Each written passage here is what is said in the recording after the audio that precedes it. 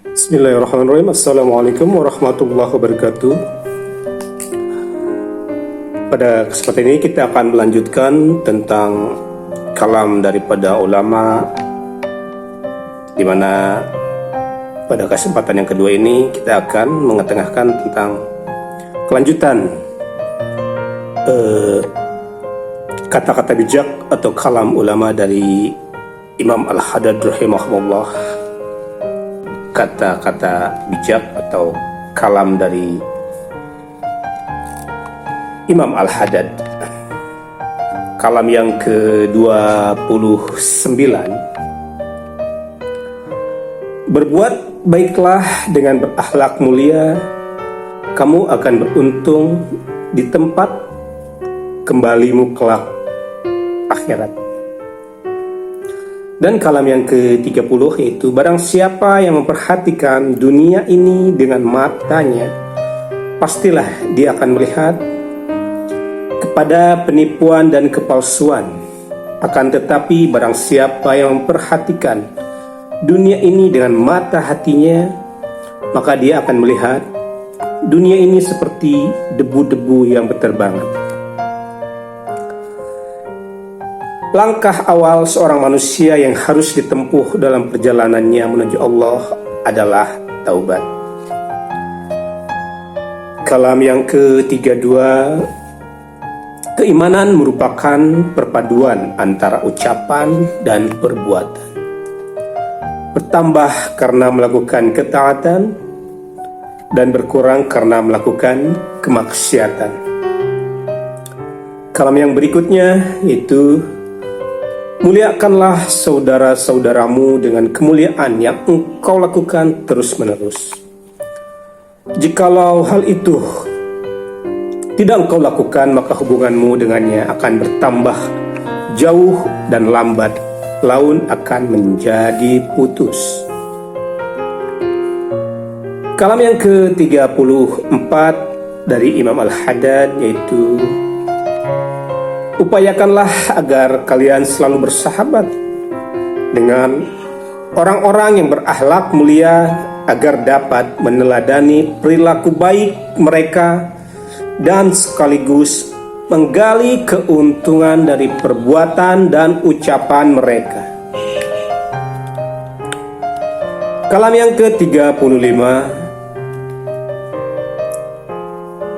tidak dapat dianggap sebagai saudara seseorang yang dapat memberikan kebaikan namun ia tidak mau melakukannya.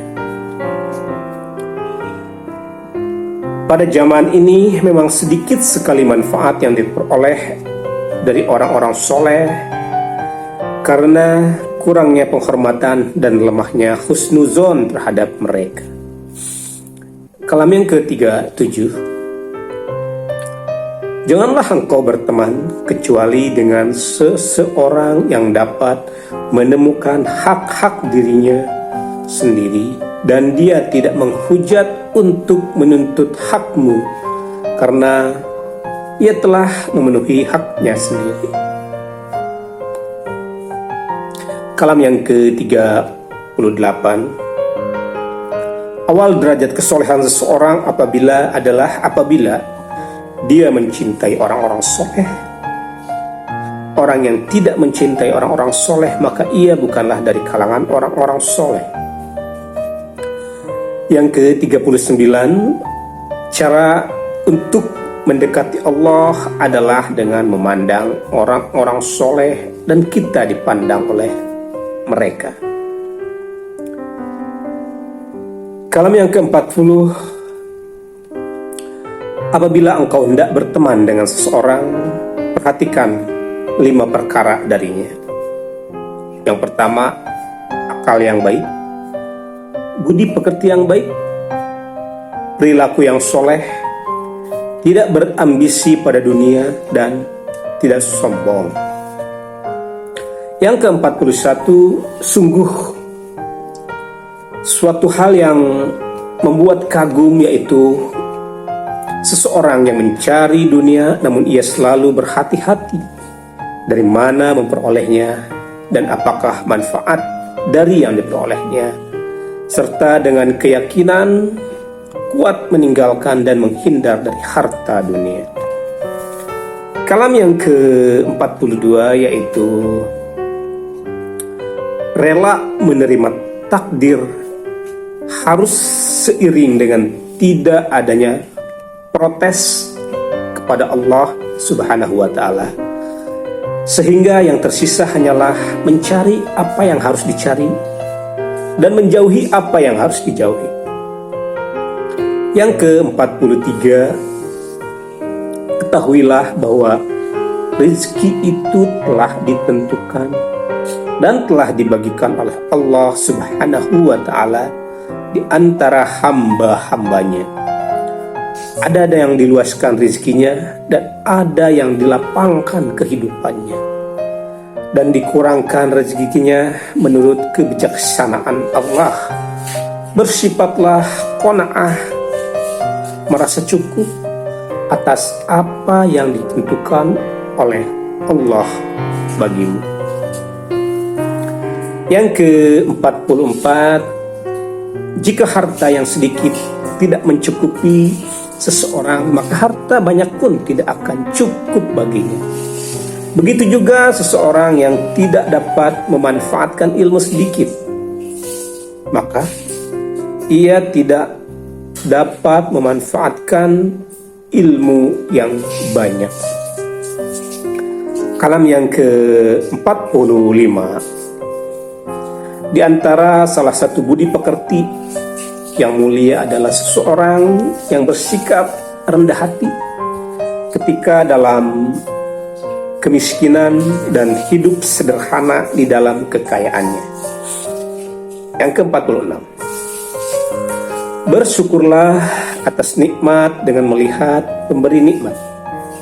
Singkirkan apa yang memalingkannya dari jalan taat.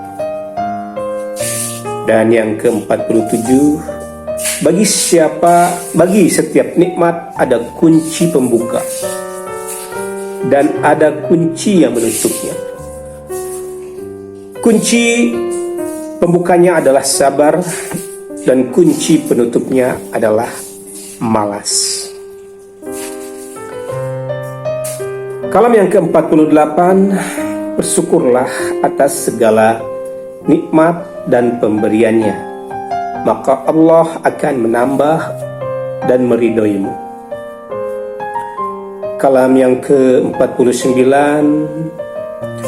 wirid itu tidak akan bermanfaat kecuali dengan berkesinambungan, membacanya setiap hari, dan tidak akan memberi kesan kecuali membacanya dengan menghadirkan hati.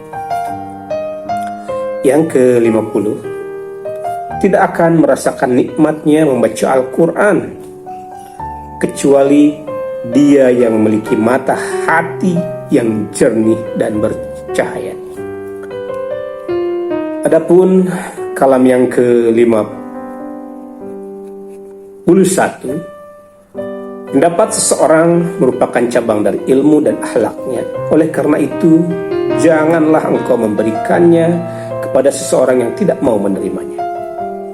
Kalam yang ke-52, orang muslim yang tidak puasa di bulan Ramadan, maka ia telah sengaja meletakkan dirinya dalam mati su'ul khotimah.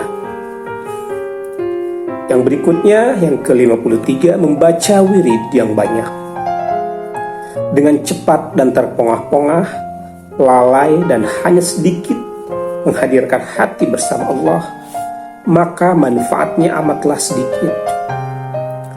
Yang ke-54, kasih sayang yang dipaksakan tidak akan pernah langgeng dan abadi.